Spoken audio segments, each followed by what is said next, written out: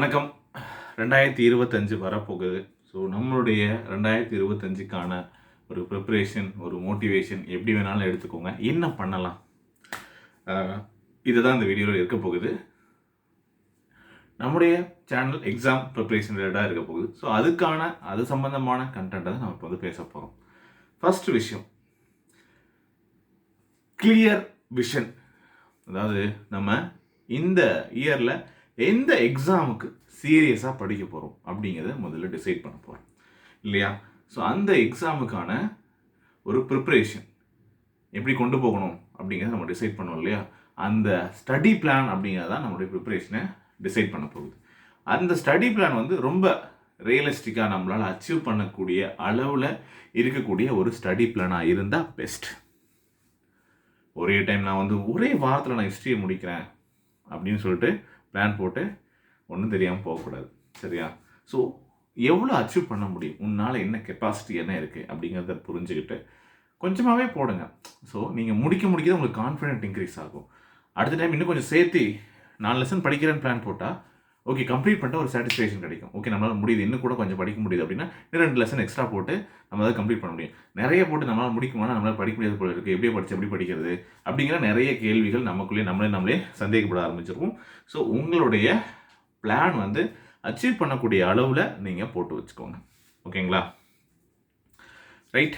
அது வந்து வீக்லி என்ன பண்ண போகிறோம், மந்த்லி என்ன பண்ண போகிறோம் அப்படிங்கிறத தெளிவாக திட்டமிட்டு வச்சிட்டிங்க அப்படின்னா ஒவ்வொரு நாளும் என்ன பண்ண போகிறோம் அப்படிங்கிறது நம்ம கையில் இருக்கும். ஸோ எதை கண்டும் நம்ம வந்து பார்த்திங்க அப்படின்னா எப்பயுமே யோசிக்க வேண்டியது அவசியம் கிடையாது. அதை பற்றி ரொம்ப ஓவராக திங்க் பண்ணி இதை படிக்கணுமா வேண்டாமா, இன்றைக்கி என்ன பண்ணணும், நாளைக்கு என்ன பண்ணணும், இந்த வாரம் என்ன பண்ண போகிறோம், அடுத்த வாரம் என்ன பண்ண போகிறோம், இந்த மாதம் என்ன பண்ண போகிறோம் அப்படிங்கிற கேள்விகள் இருக்காது. ஸோ முதல்லையே டிசைட் பண்ணிட்டோம் அப்படின்னா ஏன்னா அதை ஃபாலோ பண்ண போகிறோம், அப்படியே ஃபாலோ பண்ணிட்டு வர போகிறோம், சரியா? ஓகே. நம்மளுடைய ட்ரீம் ஜாபாக இருக்கக்கூடிய அது எந்த எக்ஸாமாக வேணாலும் இருக்கட்டும், அதை அச்சீவ் பண்ணிட்டோம் அப்படிங்கிற ஒரு மைண்ட் செட்டை உங்களுக்கு வந்து ஃபிக்ஸ் பண்ணிக்கோங்க. அந்த சக்ஸஸை விசுவலைஸ் பண்ண ஆரம்பிங்க, அதை இமேஜின் பண்ணுங்க. ஓகே, நீங்கள் வந்து என்னுடைய சக்ஸஸ் இருந்தால் எப்படி இருக்கும் அப்படிங்கிற மாதிரி நீங்கள் திங்க் பண்ண ஆரம்பிங்க, சரிங்களா? இதுதான் என்ன பண்ணோம் அப்படின்னா நம்மளுடைய ஒரு பாசிட்டிவான மைண்ட் செட்டை கொண்டு வரும். ஓகே, அது வந்து நம்மளுடைய சக்ஸஸ்க்கு ரொம்பவே ஹெல்ப்ஃபுல்லாக இருக்கும். ஓகே, ஷெட்யூல், நம்ம முன்னாடி சொன்ன மாதிரி ஷெட்யூல் போட்டோம் அப்படின்னா அந்த ஷெட்யூலை கண்டிப்பாக ஃபாலோ பண்ணணும் அப்படிங்கிற மாதிரி மைண்டில் ஃபிக்ஸ் பண்ணி வச்சுக்கணும். ஒரு ரூல் கிரியேட் பண்ணுறோன்னா அந்த ரூலை ஃபாலோ பண்ணணும், கரெக்டாக? ஷெட்யூல் போட்டோன்னா ஷெட்யூலை ஃபாலோ பண்ணணும். இல்லை மாற்றிக்கிட்டே இருக்கும் அப்படின்னா எதுக்குமே யூஸ் இல்லை, சரிங்களா? கன்சிஸ்டன்சி அப்படிங்கிறது தான் ரொம்ப முக்கியமானது. அப்போ ஷெட்யூல் போடுறோம் அப்படின்னா அந்த ஷெட்யூலை ஃபாலோ பண்ண கன்சிஸ்டன்சியை நீங்கள் ஃபாலோ பண்ணிக்கிட்டே இருக்கணும். அதுதான் சக்ஸஸ்க்கான கீ. ஓகே, நம்ம சக்ஸஸ் ஆகணும்னா என்ன பண்ணணும், அந்த ஷெட்யூலை தொடர்ந்து ஃபாலோ பண்ணி ஆகணும். ஸோ நீங்கள் வந்து ப்ராப்பராக ஷெட்யூலை போட்டு அதை டெய்லி ரெகுலராக ஃபாலோ பண்ணுங்கள். கரெக்டான டைம் என்ன பிரேக் வேணுமா ரெகுலராக பிரேக் எடுங்க. ஓகே, எந்த டைமில் படிக்க போகிறோம் அப்படிங்கிறத டிசைட் பண்ணுங்கள். ஓகே, இதெல்லாம் ப்ராப்பரான ஒரு ஷெட்யூலாக இருந்துச்சு அப்படின்னா நமக்கு டயர்டாக மாட்டோம், நம்ம ஷெட்யூலை ஃபாலோ பண்ண முடியும், ஈஸியாக டார்கெட்டை கம்ப்ளீட் பண்ண முடியும், நம்மளும் நல்லாவும் படிச்சுட்டே இருப்போம், ரொம்ப ஸ்ட்ரெஸ் இல்லாமல் நம்மளால் பண்ண முடியும். Okay, right. அடுத்து நம்மக்கிட்ட இருக்கக்கூடிய முக்கியமானது மெட்டீரியல். நம்ம நிறைய கலெக்ட் பண்ணிகிட்டே போக முடியாது, திரும்ப தான் சொல்கிறோம். ஸோ மெட்டீரியல் அப்படிங்கிறது வந்து high quality materials. So first priority materials, பள்ளி பாட புத்தகங்கள், ஸ்கூல் புக்ஸ் 6லேருந்து 12th வரைக்குமா 10th வரைக்குமா எது உங்களுக்கு எந்த எக்ஸாமுக்கு தேவைப்படுதுன்னு நினைக்கிறீங்களோ அதை கலெக்ட் பண்ணிட்டுங்க. இல்லை ஒரு கம்பைலேஷன் கொடுக்குறாங்க, நம்மளும் கொடுக்குறோம், 10% டிஸ்கவுண்ட் ப்ரைஸும் நியூ இயர்க்கு போட்டிருக்கோம், ப்ரீ டெலிவரியும் கொடுத்துட்ருக்கோம், சரிங்களா? ஸோ தேவைப்படுறவங்க வாங்கிக்கோங்க, அவைலபிள் இருக்குது. ஸோ இந்த மாதிரி ஒரு ஹை குவாலிட்டி மெட்டீரியல்ஸ் கண்டிப்பாக உங்களோட ப்ரிப்பரேஷன் தேவைப்படும். அது ஸ்கூல் புக்ஸ் ஃபஸ்ட் ப்ரையாரிட்டி. அதுக்கப்புறம் நீங்கள் எக்ஸ்ட்ரா எதனாலும் போங்க. ஸோ இந்த புக்ஸ் வந்து மஸ்ட் அது இல்லாமல் படிக்க முடியாது. டிஎன்பிஎஸ்சிக்குள்ளே வரவங்க யாராக இருந்தாலும் சரி, வந்தவங்க யாராக இருந்தாலும் சரி, இது இல்லை, இந்த புக்கு இல்லை, அது இல்லை, ஒன்றும் இல்லை, பிடிஎஃபில் படிச்சுக்கலாம், ஏதாவது ஒன்று பண்ணிக்கலாம் அப்படிங்கிற மாதிரி மைண்ட் செட்டுக்கு போகாமல் என்ன தேவையோ அதை முடிஞ்ச வரைக்கும் சீக்கிரம் பண்ணணும் அப்படிங்கிற ஒரு விஷயத்தை ஃபாலோ பண்ணுங்கள், சரிங்களா? எப்பயுமே எனக்கு இது இல்லைனா கூட அட்ஜஸ்ட் பண்ணிக்கிறேன் அப்படின்னு இல்லாமல் அது தேவைன்னா தேவைக்கு செலவு பண்ணுங்கள், ஒன்றும் பிரச்சனை இல்லை. தேவையானால் வாங்கி வைங்க, தேவையாக இருந்தால் அது பண்ணுங்கள், தேவையில்லாததை ஒமிட் பண்ணுங்கள் அந்த மாதிரி. ஸோ ஹை குவாலிட்டி மெட்டீரியல்ஸ் ரொம்ப ரொம்ப முக்கியம். ஸோ புக்ஸ் அப்படிங்கிறது முக்கியம். அது வந்து சிலபஸ் ஓரியன்டாக நம்மளுடைய ப்ரிப்பரேஷன் இருக்கணும், அது ரொம்ப முக்கியம். என்னமோ படிக்கிறோம் அப்படின்னு எல்லாத்தையும் படிக்கக்கூடாது. அந்த ப்ரிப்பரேஷன் எப்படி இருக்கணும், சிலபஸ் ஓரியன்டாக இருக்கணும். ஓகே, ஸோ அந்த மாதிரி அன்னெசரி கண்டென்ட்டை படிக்கிறத அவாய்ட் பண்ண முடியும். ஓகேவா, சரியா? ஓகே, அப்புறம் ரெகுலரான டெஸ்ட். மொத்தமாக படிச்சுக்கிட்டே இருக்கோம்னு சொல்லிட்டு ரொம்ப லாங் பீரியடுக்கு நம்மளால் படிச்சுக்கிட்டே இருக்க முடியாது. ரெகுலரான ப்ராக்டிஸ், மாக் டெஸ்ட் சீரியஸ் இது எடுத்து பார்க்கணும், சரிங்களா? ப்ராக்டிஸ் பண்ணணும். ஓகே, ஸோ அப்போ தான் நம்மளுடைய ப்ரிப்பரேஷன் எந்த அளவுக்கு இருக்குது, நம்மளால் வந்து எந்த அளவுக்கு மிஸ்டேக்ஸ் வந்திருக்கு, அதை வந்து அடுத்த டெஸ்ட்டில் நம்மளால் வந்து ரெக்டிஃபை பண்ண முடியுது அப்படிங்கிறத பார்க்கணும், சரிங்களா? ஸோ இதை வந்து நீங்கள் எப்படி இருக்கலாம், எதுக்காக எடுக்கணும்னா நம்முடைய வீக் ஏரியாஸ் என்ன, நம்மளுடைய மிஸ்டேக்ஸ் என்ன, நமக்கு ஞாபகத்தில் இருக்கா, ஸோ இந்த மாதிரி விஷயங்கள்லாம் தெரிஞ்சுக்கணும் அப்படின்னா டெஸ்ட் எடுத்தால் தான் அது நமக்கு தெரியும். நம்ம வீக்னஸ் எதுங்கிறது டெஸ்ட் போடுறது தான் தெரியும். நமக்கு மேக்ஸ் வரலையா, எந்த டாபிக் வரலையா, ஹிஸ்ட்ரி வரலையா, இது வரலையா, எந்த கொஷின்ஸ் மிஸ்டேக் பண்ணுறோம், எந்த டாபிக் எந்த லெசன்ஸ் நமக்கு புரியல, ஸோ இப்படி எப்படி தெரியும் நமக்கு?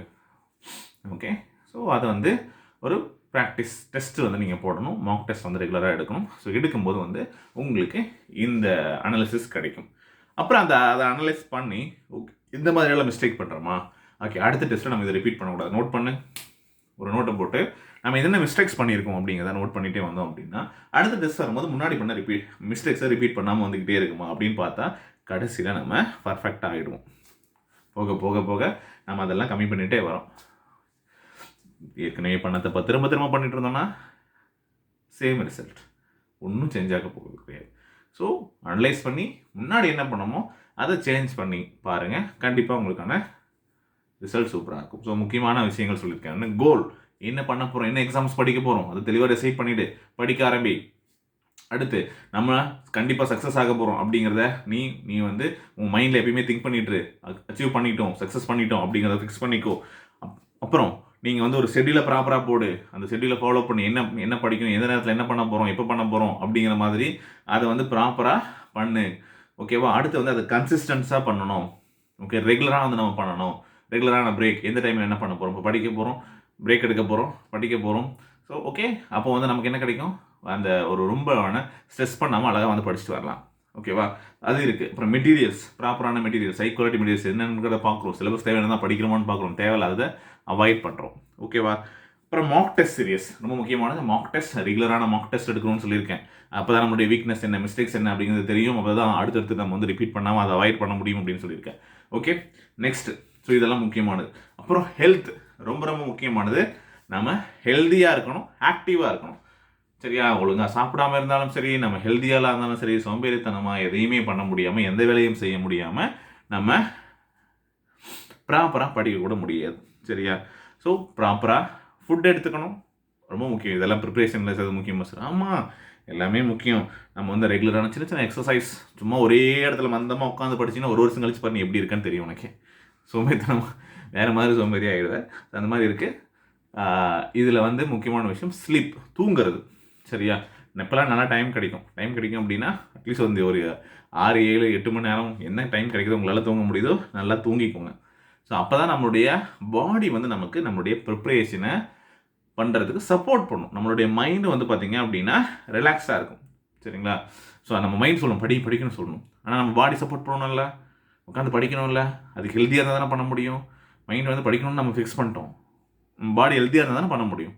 ஸோ டயட் ப்ராப்பராக இருக்கணும். சின்ன சின்ன வாக்கிங் எக்ஸசைஸ் ஏதாவது முடிஞ்சால் பண்ணணும். ஏதாவது ஒரு ஆக்டிவிட்டீஸ் ஒரு 10 நிமிஷம் 15 நிமிஷம் டெய்லி பண்ணுப்பா. சரியா, அடுத்து வந்து தூக்கம் ரொம்ப முக்கியமானது. சரியா, ஸோ இதெல்லாம் கண்டிப்பாக நீ ஃபாலோ பண்ணி ஆகணும். ரைட், வேறு என்ன முக்கியமான விஷயங்கள் சொல்லலாம் நீங்கள்? சார் இதெல்லாம் பண்ணால் நல்லாயிருக்கும் அப்படின்னு தான் அதையும் கமெண்ட்டில் போடுங்க. ஸோ நம்ம வந்து ஆட் பண்ணிக்கலாம். என்னென்ன விஷயங்கள் அப்படிங்கிறது ரொம்ப முக்கியம் இல்லையா? நியூ இயர்லேருந்து படிக்கும்போது சேரும்போது ரொம்ப முக்கியமானது நல்ல ஒரு ஸ்டடி குரூப். ரொம்ப முக்கியமானது படிக்கிறவன் யாருன்னு பாரு, அவன் கூட சேரு, இல்லைன்னா அழிஞ்சு போயிடுவேன். சரியா, அதாவது நம்ம இவங்க கூட இருந்தால் நல்லா இருக்கும், அவங்க கூடயே இருந்தும் கெட்டு போகிறவங்க உண்டு. சரியா, அது ஒரு பக்கம் இருக்கட்டும். ஆனால் அவன் சொல்கிறதையோ அவன் பண்ணுறதையோ கூட நீ ஃபாலோ பண்ணு. அவன் நல்லா தான் பண்ணுவான், நல்லா தான் படிப்பான், அவன் ப்ராப்பராக ஷெட்யூல் போட்டு படிச்சுட்டு இருப்பான். உனக்கு வரலையா, அவன் பண்ணுறானா, அதை அப்படியே காப்பி பண்ணியாச்சும் பண்ணு. ஓகே, அது ரொம்ப முக்கியமானது. ஏன் அப்படின்னா அவன் படிக்கும்போது நம்மளும் படிப்போம்.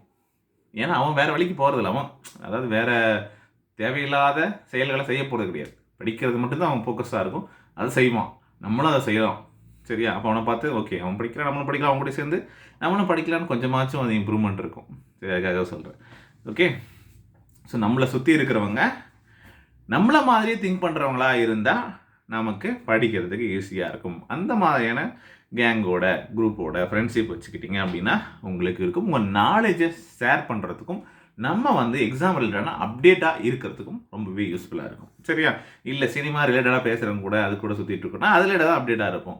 அடுத்து என்ன படம் வருது, உங்களுக்கு விடாமுயற்சி வருதா, இல்லை குட் பை டைக்லி வருதா அப்படின்னு சொல்லிட்டு வச்சுட்ருக்கோம் இல்லையா? ஸோ அது நமக்கு தேவையில்லை. குரூப் 1 வருதா, குரூப் 2 ஃபஸ்ட்டு வருதா, இல்லை குரூப் 4 ஃபஸ்ட்டு வருதா, அதுக்கு எவ்வளோ நாள் இருக்குது அப்படிங்கிறத திங்க் பண்ணுறவங்க கூட சேர்ந்தா நம்மளுடைய ட்ரீம் ஜாபாக இருக்கக்கூடியதை அச்சீவ் பண்ண முடியும். இல்லைன்னா ட்ரீம்லேயே தான் இருக்க முடியும்.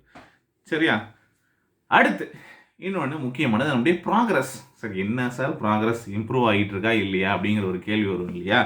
ஸோ நம்மளுடைய டெய்லி அச்சீவ்மெண்ட் என்ன?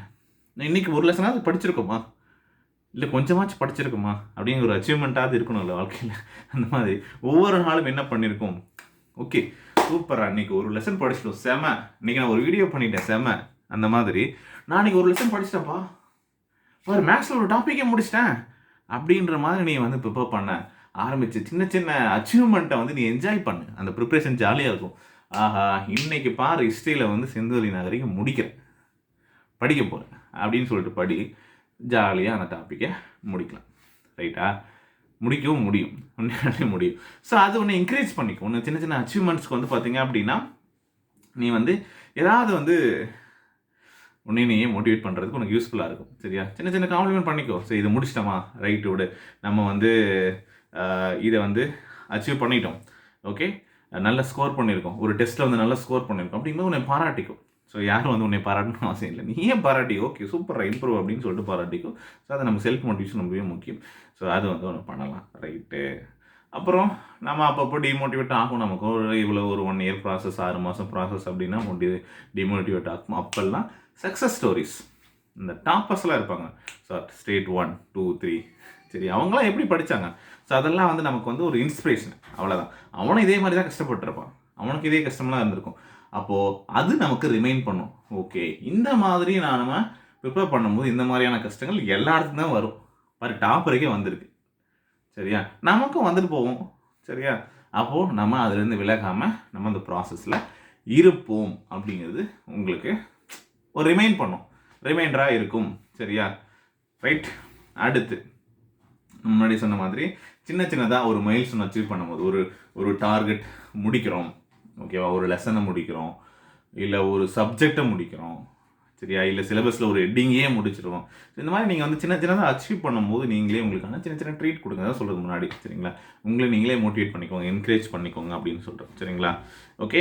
ஸோ அதாவது நம்ம வந்து சில விஷயங்களாம் ரெஸ்ட்ரிக்ட் பண்ணுவோம் அந்த டைமில். அதாவது நம்ம எதுவுமே பண்ணக்கூடாது, ஃபோனும் பார்க்கக்கூடாது, எதுவும் பார்க்கக்கூடாது, என்டர்டெயின்மெண்ட் எதுவும் பண்ணக்கூடாது, எங்கேயும் போகக்கூடாது, அந்த மாதிரி ரெஸ்ட்ரிக்ட் பண்ணிப்போம். சின்ன சின்னதாக ஏதாவது ஒரு அச்சீவ்மெண்ட் பண்ணும்போது இந்த மாதிரி உங்களை நீங்களே ட்ரீட் பண்ணிக்கோங்க. ஓகே, இது முடிச்சிட்டோமா, ஓகே சூப்பர். ஸோ நம்ம வந்து ஒரு கொஞ்சம் நேரம் ஏதாச்சும் படம் பார்க்கணும்னு தோணுதா, பாரு. ஏன்னா நம்ம முடிச்சிட்டோம், முடிக்காமல் நம்ம போய் பார்க்கல. சரியா? முடிக்காமல் நம்ம போய் பார்க்கல, முடிச்சிட்டோம். ஸோ உங்களுக்கு ஃபேவரட்னு ஒன்று இருக்குல்ல பாருங்கள், அது எப்பயுமே வந்து நம்மளால் நிறுத்த முடியாது. நம்மளுடைய ஃபேவரட் திங் ஏதாவது நமக்கு ஒன்று பிடிச்சி நம்ம செஞ்சிட்ருக்கோம், அதை எப்படி திடீர்னு நிறுத்துறது? அப்போது நம்ம நினச்ச வேலையை செஞ்சு முடிச்சதுக்கப்புறம் அதுக்கு நம்ம கொடுத்துருக்கக்கூடிய ட்ரீட்டாக நம்ம ஃபேவரட் என்னவோ அதை நம்ம செஞ்சுக்கிறோம். ஓகேவா? அப்படி பண்ணிக்கலாம், அது நல்லாயிருக்கும். சரியா? அப்புறம் தோற்றுருவோன்னு பயப்படாத. சரியா? தோற்றுருவோன்னு தயவு செஞ்சு பயப்படாத, அப்படி நினச்சி படிக்க வராத. சரியா?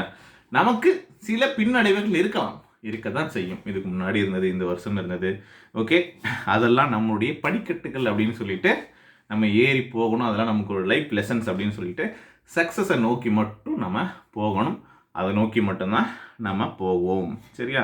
ஸோ இந்த விஷயங்கள்லாம் கொஞ்சம் மைண்டில் வச்சுக்கோங்க மக்களே. அப்புறம் ரெகுலராக ஏதாச்சும் சேஞ்சஸ் வருது, திடீர்னு சிலபஸ் எல்லாம் மாற்றுறாங்க அப்படின்னு சொல்லிட்டு இன்னும் பழசெல்லாம் படிச்சுட்டு இருக்காதீங்க. என்ன தேவையோ, இப்போ என்ன ஸ்ட்ராட்டஜி ஒர்க் அவுட் ஆகும், இந்த 6 மாதத்துக்கு என்ன ஸ்ட்ராட்டஜி ஒர்க் அவுட் ஆகும், இன்னும் 2 மாதத்துக்கு என்ன ஸ்ட்ராட்டஜி ஒர்க் ஆகும், லாஸ்ட் 30 டேஸ்க்கு என்ன பண்ணலாம், இந்த மாதிரி வந்து உங்களுடைய ஸ்ட்ராட்டஜிஸை வந்து அப்பப்போ தேவைக்கேற்ற மாதிரி கொஞ்சம் அப்டேட் பண்ணிக்கிட்டே இருங்க. அது ரொம்ப ரொம்ப முக்கியம் நம்முடைய சக்ஸஸ்க்கு. சரிங்களா? ஓகே ரைட், இவ்வளோதாங்க விஷயம்.